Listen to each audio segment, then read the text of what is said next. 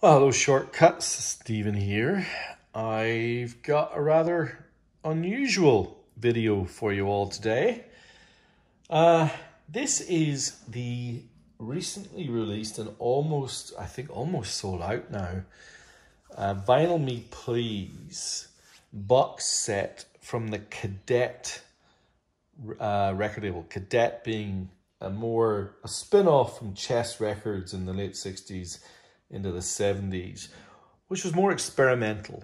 So experimental jazz, experimental blues, but also some, I don't think it's hyperbole to say, some of the greatest records of the late 60s and early 70s.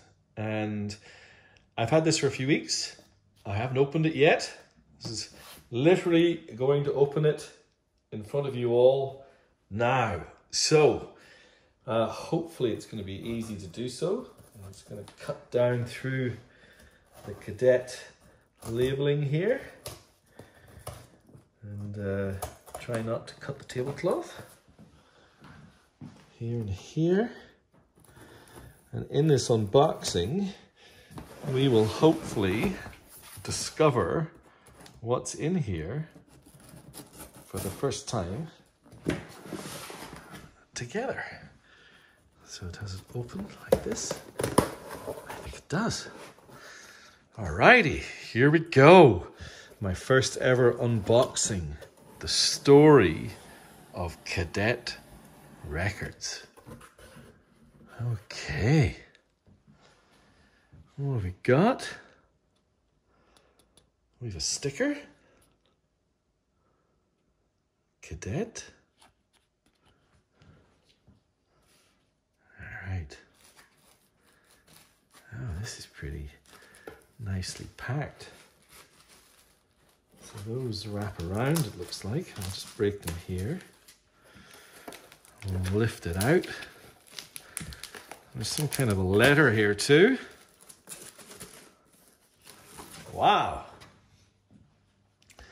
A letter from Marshall Chess, who I believe was instrumental in the creation of this box. There's a podcast that Vinyl Me Please have released. It all started with a liquor store in Chicago's South Side ghetto. I love seeing the release of this box set chronicling Cadet's history and significance. It's a great way to hear the magic and brilliance of some of Cadet's best. By Marshall Chess. Well, there we go. We have Cadet. Very nicely packed, I must say. And there we have it. The story of Cadet Records. There's a world of excitement on Cadet. Now here's the list.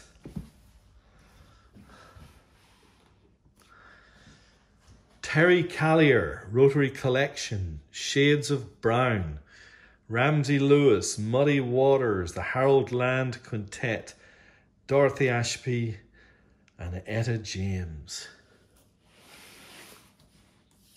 Mono and stereophonic, hand numbered, number 748 of 1000. My first Vinyl Me Please anthology. Alrighty, now we've unboxed it, we get to open it. And I'll do that in video too. Alright. Okay, shortcuts.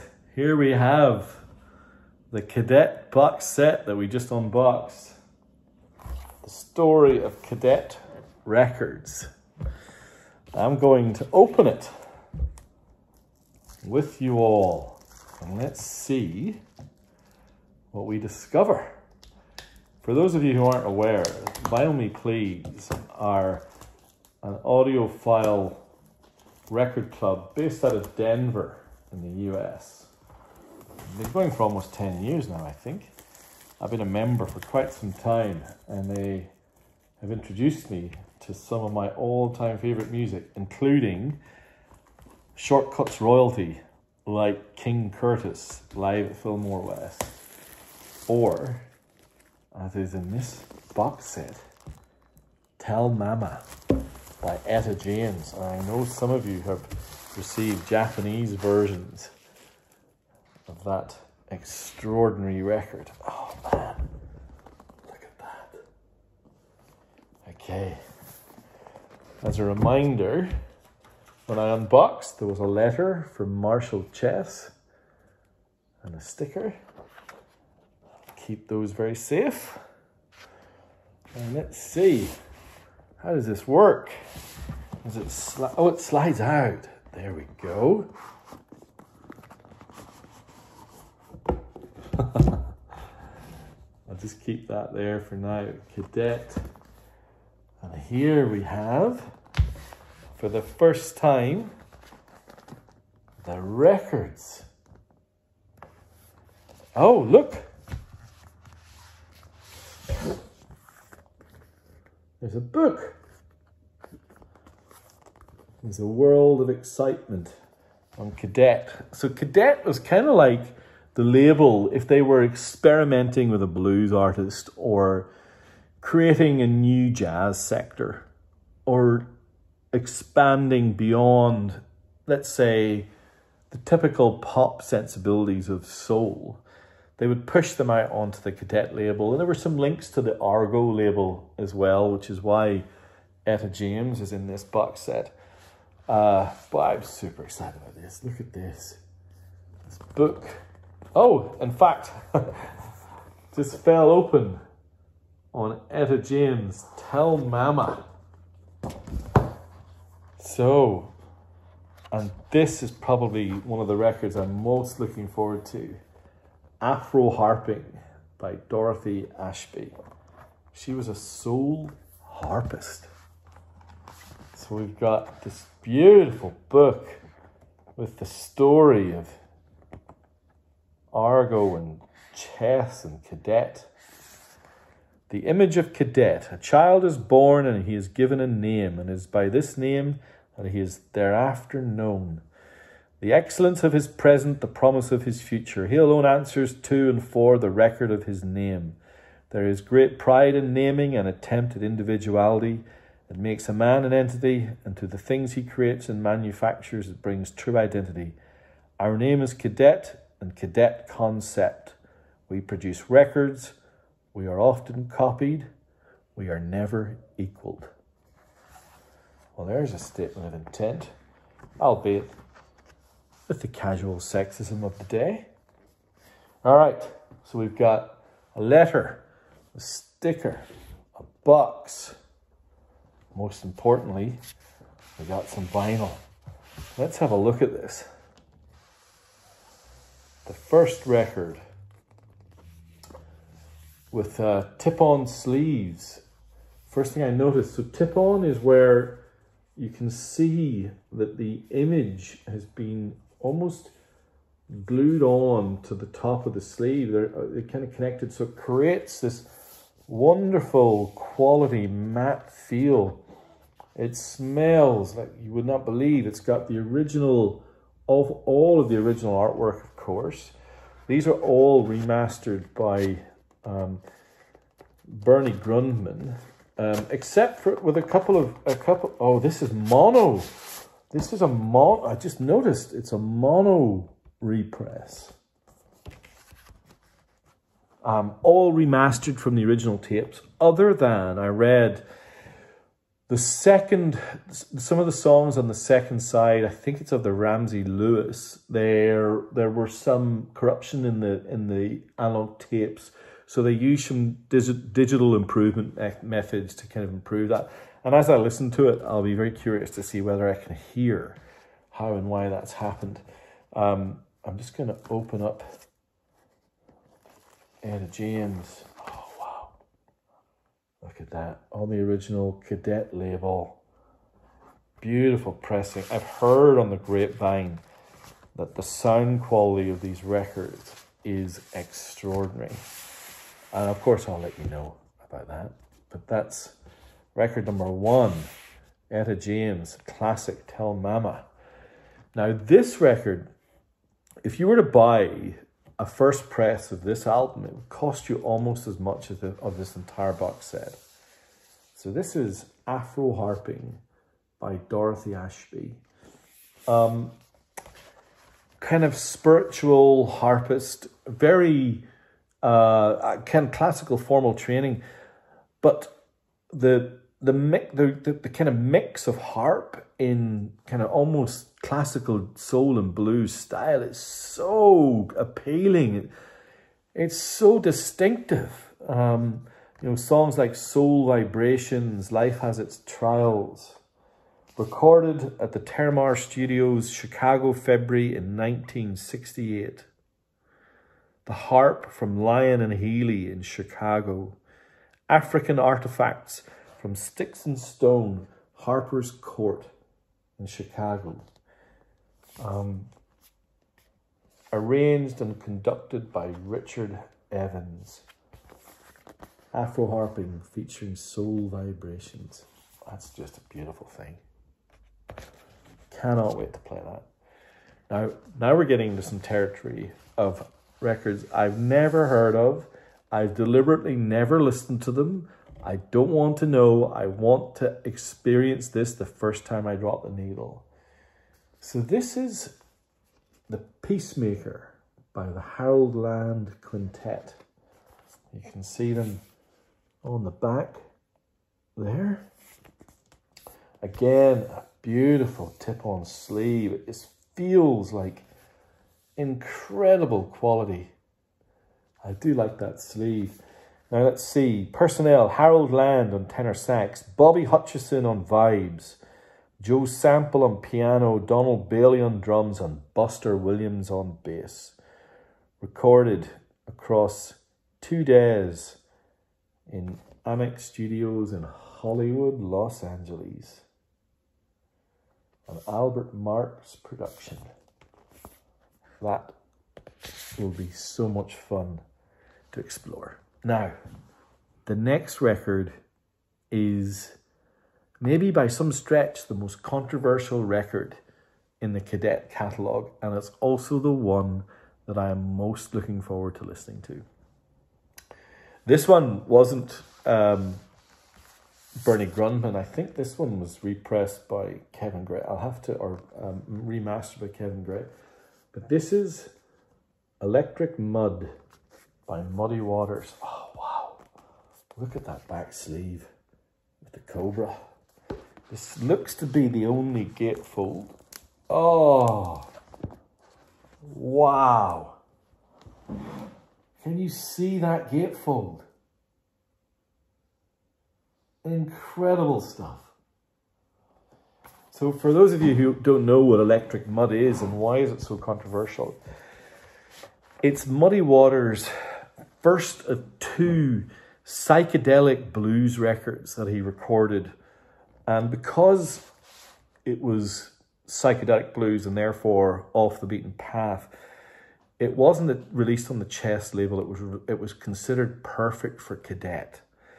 And when it was released in 1968, no one knew what to make of it. It was complete confusion. In fact, you know, there's all these stories of, oh, these records are tight in the sleeves. That's one thing I'd say.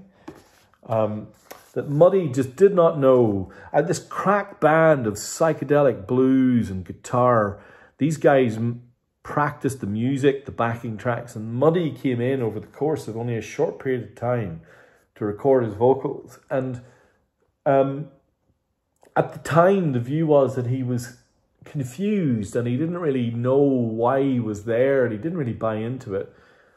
That is not my listening. When I listen to this record, I think he's right on it. And he's so loud, so complete. I mean, it's as loud and psychedelic and bluesy and riffy as anything Hendrix ever did. It smashes cream into a tin hat. The guitar is quite fuzz, and apparently the remastering of this is... Oh, So this is on even more. This is on the Cadet concept label, which was almost like Cadet being a spin-off of Chess. Cadet concept was a spin-off of Cadet, and this was considered to be the really weird SH1T. And so that got the full gatefold treatment. That is meant to... So apparently, as soon as you drop the needle on this, you stand back. I cannot wait to play that. Even that name, look. Electric Mud. Psychedelic Muddy Waters. Can you tell how excited I am about this? Look at this. Ramsey Lewis, Mother Nature's Son. The orchestration on this being the genius of one Charles Stepney, who was part of the musical firmament of Chess. Amazing string and orchestral arrangements. But as you might be able to guess from the title, Ramsey Lewis was a jazz pianist, and this is jazz piano reimaginations of 10 tracks from the White Album. Mother Nature's Son, Rocky Raccoon, Julia, Back in the USSR, Dear Prudence, Cry Baby Cry, Good Night, Everybody's Got Something to Hide Except Me and My Monkey, Sexy Sadie, and my favourite, Blackbird. Look at that. Look at him feeding the animals. That's Mother Nature's Son, Ramsey Lewis. Whoa, now we get into some soul. Sob. Not Sons of Bitches, this is Shades of Brown. Now this one I know nothing about. Look at that sleeve. It's 1970, Cadet Records. I imagine this is where the funk goes down. Vocal soul group. I will explore, and if you're interested, report back. Now, 2 to come that I know nothing about. This is another Cadet concept. This is the new rotary connection with Hair Love, and you can see here a mix of races and backgrounds. This again is on the Cadet concept. Personnel. Minnie Riperton is in this band. Charles Stepney. Phil Upchurch with Master Henry Gibson on congos. I think I can imagine what this is going to be all about. But again, this is but this is the beauty of these box sets, where the curation done with the blessing of Marshall Chess gives them access to all the beautiful records that maybe haven't got the appreciation that they should have. And so the new rotary connection, Hair Love, will be something that I'll explore. And then this for me is one of the other highlights in the record. So Terry Callier. Terry Callier was more like a folk soul singer, and an extraordinary range in his voice. His later records are kind of somewhat held in higher esteem than this, but this is his debut album, from what I understand, called Occasional Rain. Again, Charles Stepney involved, Minnie Riperton as well. So those voices and that crew kind of get behind a lot of these records, because they're all produced over effectively a 2-year period. It's a very short-lived experience for this particular record label. But what a legacy of music that they produced in order to create and drive a box set like this. So there you have it. Quick rundown one more time. Terry Callier, The Rotary Connection, Shades of Brown, Ramsey Lewis, Muddy Waters, the Harold Land Quintet, Dorothy Ashby, and Etta James. The Cadet box set from Vinyl Me Please. One club member has already ordered a copy, which is pretty extraordinary. just off looking at what was in it, I will put all of this back together. There's the box, the book, the letter, and the sticker. That is wonderful. Therein concludes my first ever unboxing video. Give me a comment. Let me know if you enjoyed it. If you think I should do more of these types of things. If you're interested in Cadet, please let me know. I love Cadet. An amazing label. Cadet, Kudu, Brain. These incredible labels that we've been able to explore because of what Shortcuts allows me to do. There you have it. Love to hear from you. As always, thank you for watching.